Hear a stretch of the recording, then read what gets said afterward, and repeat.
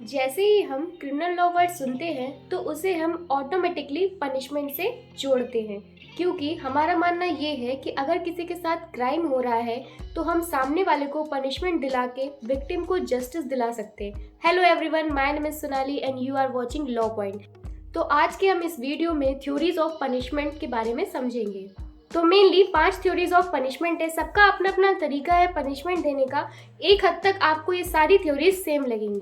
तो पहला है हमारा रिट्रीब्यूटिव थ्योरी, या जिसे हम रिट्रीब्यूशन थ्योरी भी कहते हैं। ट्रिब्यूशन एक लैटिन टर्म है जिसका मतलब होता है टू पे back.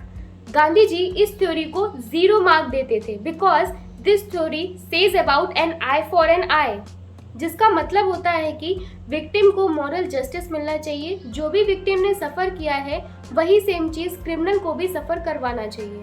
This believe in the concept of revenge, तो इसे हम थ्योरी ऑफ वेंजेंस भी कहते हैं। पहले के टाइम में लोग इसे बहुत ज़्यादा अप्लाई करते थे, पर अब इस थ्योरी का जो एप्लीकेशन है वो दिन ब दिन कम होता जा रहा है। तो दूसरा है हमारा डेटेंट थ्योरी। डेटर जिसका मतलब होता है एब्स्ट्रेन या फिर रोकना। बेसिकली इस थ्योरी के 2 ऑब्जेक्टिव होते हैं। पहला, जो इंसान पहले क्राइम कर चुका है उसे इन फ्यूचर क्राइम करने से रोकना।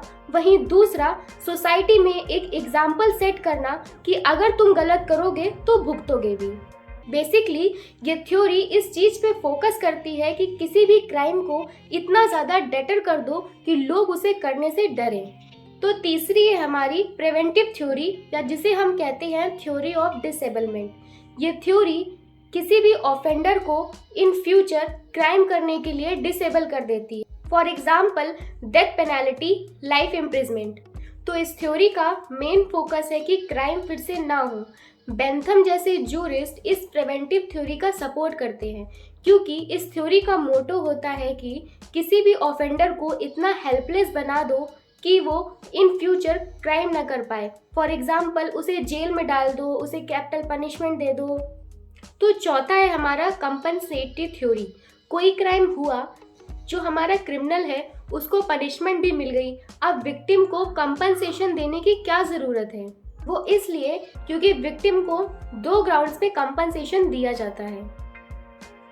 पहला, ऑफेंडर की रिस्पॉन्सिबिलिटी बनती है कि वो अपने किए गए एक्ट के लिए विक्टिम को कंपनसेशन पे करे। दूसरा, स्टेट की भी ये रिस्पॉन्सिबिलिटी बनती है कि वो अपने सिटीजन्स को प्रोटेक्ट करे। अगर वो अपने सिटीजन को प्रोटेक्ट नहीं कर पा रही है तो उसके लिए उसे कंपनसेशन पे करना पड़ेगा। जैसे कि रिसेंटली अभी स्टेट ने 2 केसों में कंपनसेशन पे किया है। पहला है हमारा कन्हैया लाल केस और दूसरा है हमारा बिल्किस बानो केस। तो 5वीं है हमारी रिफॉर्मेटिव थ्योरी, जिसमें इंडिया मेनली बिलीव करता है। इस थ्योरी का ऑब्जेक्ट होता है किसी भी ऑफेंडर को रिफॉर्म करना। इसके हिसाब से कुछ ना कुछ एंटी सोशल फैक्टर प्रेजेंट है जिसकी वजह से क्राइम होता है। जब हम इन एंटी सोशल फैक्टर को हटा देंगे, इनकी जगह हम एजुकेशन को अप्लाई कर देंगे, इंसान को प्रॉपर काम करना सिखा देंगे, तो वो सोसाइटी का एक रिस्पेक्टिव मेंबर बन जाएगा।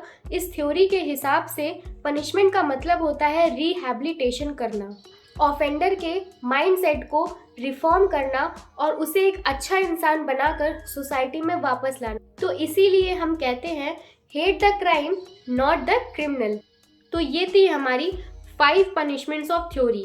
तो चलिए अब इसे हम इंडियन लॉ के अकॉर्डिंग समझते हैं। सेक्शन 53 बात करता है काइंड्स ऑफ पनिशमेंट। किसी भी क्राइम और दिए जाने वाले पनिशमेंट के बीच में प्रोपोर्शनैलिटी होनी चाहिए। किसी भी पनिशमेंट को दिए जाने से पहले 3 चीज़ों का ध्यान रखना चाहिए। पहला, सीरियसनेस ऑफ द क्राइम। दूसरा, ग्रेविटी ऑफ द क्राइम। तीसरा, इम्पैक्ट ऑन जनरल पब्लिक। और इन सब चीज़ों को ध्यान में रखते हुए section 53 clause 5 of IPC kinds of punishment की बात करता है। पहला, डेथ पेनल्टी। दूसरा, इम्प्रिजमेंट फॉर लाइफ।